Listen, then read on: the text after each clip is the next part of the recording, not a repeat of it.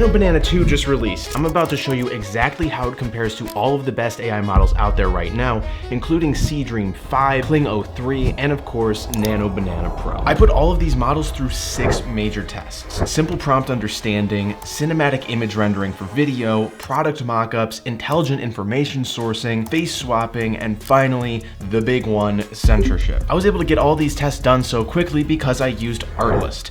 They're sponsoring this video and they have all of the best AI image and video generation models in one place. So I didn't have to swap between a bunch of different sites. It's all here in one really beautiful interface. I've got a link down below if you want to try it out for yourself. The first test of them putting these 4 models through is just a simple prompt. A red panda has tea with a raccoon in a magical forest. We're going to use this to see the model style choices and image quality straight out of the box without any crazy instructions. First, let's take a look at Kling 3. This image is actually really impressive. It might be one of the best ones I've ever seen from Kling O3 because the red panda and the raccoon actually look really lifelike. It's almost perfectly photoreal, especially like the fur, the bark. There's so much detail in the moss, and it still has that sort of magical feel. There's one main issue that I have with it, and that is right here above the teapot. You can see that there's some steam rising out of a place that steam would not rise out of. There's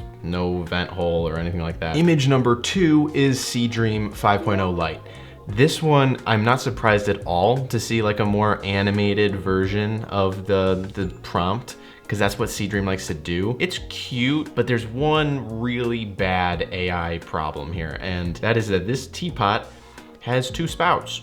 And no handle. This one is Nanobanana 2. This is the new model, and this is pretty impressive. Compared to the last 2, there's so much more going on, so much more detail. It's a much more magical feeling forest. You've got these lanterns and like the mushrooms and everything.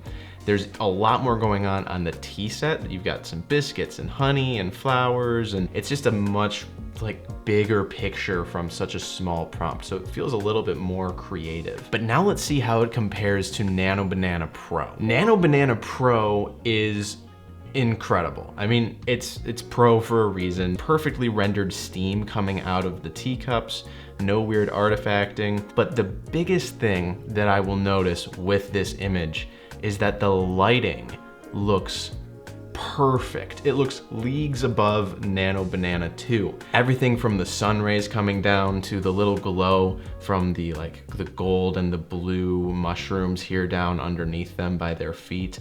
Just the light ray rendering is way better in this image here. Here's another look at Nanobanana 2 versus Nanobanana Pro. Now, it's always important to keep price in mind when it comes to these models. Nanobanana Pro might have given the best results, but a 4K image with Pro costs 700 credits. Nanobanana 2 is significantly less expensive at 500 credits for a 4K gen, and Seedream and Kling are both only 100 credits for 4K images. So was the Pro generation better? Yes, this time at least.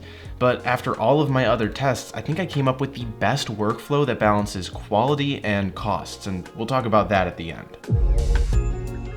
I'm gonna give it a really complicated prompt that I created with ChatGPT for a super cinematic Viking fight in Iceland. For these images, I'm not gonna tell you which one is which. We're just gonna look at them with no bias whatsoever and name our favorites. Take a look at image number 1. Yeah, this one just kinda sucks, to be honest. It did get some of the prompt details right, like having a splintered shield here, but that's kind of overshadowed by the fact that this guy's whole arm is on backwards and it looks like he's fighting himself, and they both look kind of weird. There's a lot wrong with this image. So we're gonna move on. Take a look at image number 2. This one, just right off the beat, like it looks really good. It looks very realistic. It seems a little flat to me. That's just the overarching impression. It feels just one-dimensional. Now let's take a look at image number 3. This one is a much closer up action image of the Viking, and I honestly really like it. The only issue is it doesn't actually really follow the prompt super closely. There's no splintering on the shield. He's not like attacking the soldier. The soldier is over here behind him, kind of sneaking up on him, so we don't like that. And while the main Viking looks pretty dang good, there's definitely some AI slop going on with this guy behind him. I don't really know what it is he's holding in his left hand over here. I do think that this is a great image. It's just not following the prompt close enough. So now we're gonna put all of our hopes in image number 4. And this one turned out really well. I mean, it's got the splintering on the shield, it's got the Viking fighting the soldier here. There's no weird AI artifacting across any of the image that I can really tell. You can even see there's a bit of like an anamorphic flare from the sun going on here. So it feels cinematic, it feels like a freeze frame from a movie. This is my favorite, and this is Nanobanana 2, which really surprised me because lighting rendering was better on Pro for the last image, but this image right here that I was saying was flat, this is the Nanobanana Pro image. The one with the Viking close-up that looked good but didn't really follow the prompt close enough was Kling O3, and the really crappy one was Seedream 5.0. Now that we've seen how these image generators perform when it comes to cinematic images and following prompts, let's dial up the heat a little bit and test it on like a product mockups that have a bunch of text. The prompt that I'm putting in is for this cheese dip, and I want it to have kind of a lifestyle spread on a table with some pretzels and some like wrinkly fries or waffle fries. And image number 1, on first impression, it looks pretty good. I do think that this waffle fry and the fingers kind of, they lose me a bit, but the biggest issue lies in the actual container, and you can see that the text rendering kind of sucks here. There's a misspelling of the Meltcraft logo on the top of the tin, small batch, low meated. Clearly text rendering is not this model's thing. This is Kling O3. Now let's take a look at Seedream 5, because Seedream 5 is supposed to be really good on the text rendering side. The waffle fry over here, that's not what a waffle fry looks like. The actual text rendering, it looks okay. It doesn't look incredible, but at least all of the text is accurate. You don't have any weird words getting thrown in there or misspellings, so I'll give it, I don't know, this gets like a 5 out of 10. This is Nanobanana 2. This looks really good. I mean, that's a good looking waffle fry, it's a good looking cheese dip, and all of the text looks really kind of perfect. I mean, beyond even just the logo and the net weight, all of that being right, this refrigerate after opening, you can see it's even emulating like a nutrition fact label on the right side. I think the only thing that I would ever really critique about this is that the lighting just feels, again, it feels a little flat. So let's see if Nanobanana Pro can do a better job. Here is Nanobanana Pro, and kind of like I guessed, it absolutely nailed the lighting. Obviously the pretzels, the waffle fries, and like the cheese dip, those all look super good. And again, if we look at this label, we go back to the text rendering, it has a very clear nutrition label over here on the right side. And that one actually looks even more realistic than Nanobanana 2. So hands down, the winner here is Nanobanana Pro. Here's a side-by-side again so that you can really get a feel for how much better the lighting is on Nanobanana Pro versus Nanobanana 2. So now I think we've got a good idea of the quality of the image renders coming out of these models, but how smart are they? To test the image model's intelligence, I uploaded an image of one of my houseplants, and I asked it to create an infographic based on the image of the houseplant that gives me all of the care instructions for it. So now not only are the models going to have to create a cool image, they're also gonna have to source a bunch of information that's factually correct and put them into a usable infographic. This first result is from Seedream 5, and I asked for an infographic that had minimalist icons on it and it was like really simple, and it just kind of gave me the photo and some information, but the information is kind of off. Pote, rich, well draining soil, night leaves, uptard, prayer movention. There's a lot that's messed up here.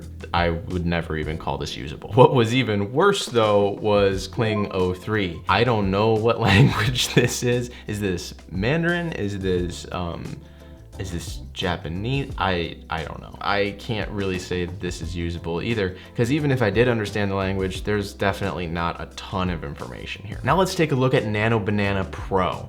This one actually did what I asked for. It gave the actual name of the plant with the kind of common name, prayer plant, gave its origin, the growth pattern, light, water, and humidity. Super simple, and it also gave a like kind of infographic style drawn rendering of the plant. I only wish that there was maybe a little bit more information with this one, but overall, I'll probably rank this one at like an 8. The model that blew me away is Nanobanana 2. Look at this image. It has that sort of super simplistic, very like minimal feel to the infographic, like this could be on like a lifestyle blog or something like that. And then it gives some growth tips that the one from Nanobanana Pro didn't give. The only issue that I'm really seeing is that the plant leaves just cover up a bit of the B in this word but here. Other than that, this looks incredible, and I would absolutely consider just shipping this out. This could be like a handout at a plant store or something like that. And this one came from Nanobanana 2.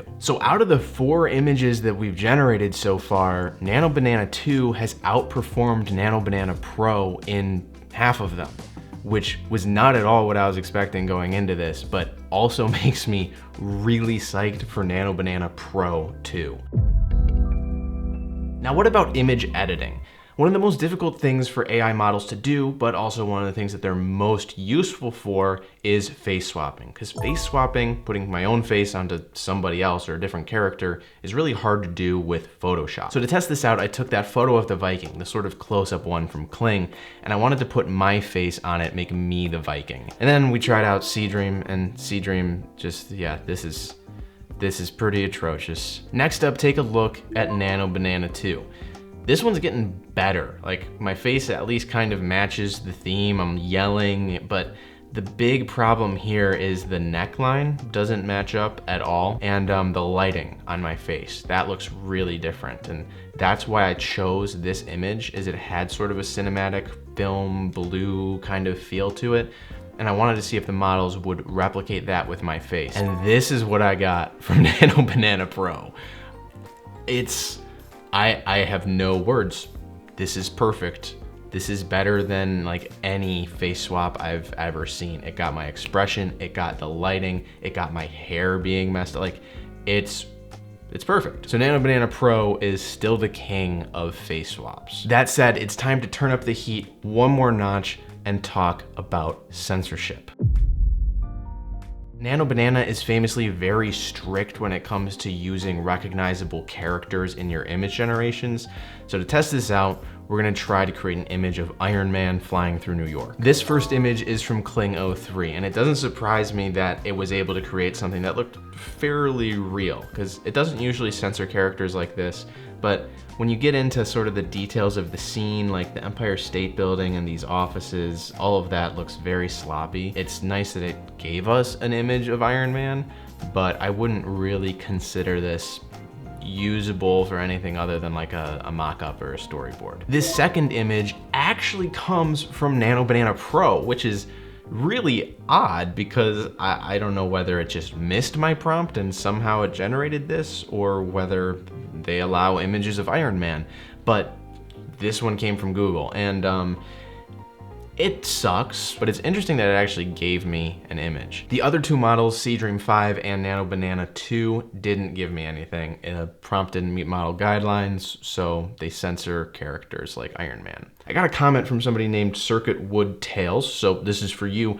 I tested out your image prompt of like sort of bloody glass for sort of like a violence test on these different models. I tried everything. I tried all of the Nanobananas, I tried Kling, I tried GPT, I tried Grok. No models give anything related to blood. I also didn't mention blood at all in the prompt. I just said like red liquid, and the speed in which these things were rejected was astronomical, even with Nanobanana 2, unfortunately. But what about celebrity likenesses? This is the last big thing that different models have different regulations on. I tested this out, and surprisingly, the only model that rejected my prompt for Dwayne "The Rock" Johnson as Mr. Rogers was Seedream 5, which surprised me. In third and last place is this image, which this guy sort of looks like The Rock, but like uncannily. It's not quite him, although it obviously still has his build and everything like that. And if you zoom in on all of the books and stuff, they're all gibberish and it just looks like AI and fake. My second favorite image is this one of The Rock, and this one looks pretty great. It has like a little "won't you be my neighbor" sign here, so it's referencing Mr. Rogers, which is cool. The text on the books right here and this image on the bookshelf are definitely sloppy, so it's not perfect. And that surprised me because this is Nanobanana Pro. My favorite image is Nanobanana 2. This one looks just, it's incredible. The neighborhood trolley looks good. You've got all sorts of references to the show. The Rock looks pretty much perfect. You even have a picture of Mr. Rogers himself blurred out in the background over here on the mantle. So that is Nanobanana 2. It's a kind of a curious one. In some ways it seems to beat Nanobanana Pro, which makes me super excited for Nanobanana Pro 2. But until then, there's a workflow that I think that you should adopt. Use Nanobanana 2 for iterations. If you're brainstorming and visualizing things and trying to polish your prompt, this gives you amazing images with high instruction fidelity, and it's not too expensive, especially if you generate in 2K resolution. Once you have your prompt and idea solidified, then Nanobanana Pro is still the best image model for polishing shippable images with the best lighting and creating edits like face swaps. That said, if you want to get even more bang for your buck from a multi-image generation standpoint, you should check out this video up over here where I review Seedream 5.0 Lite in depth, the same way that I just checked out Nanobanana 2.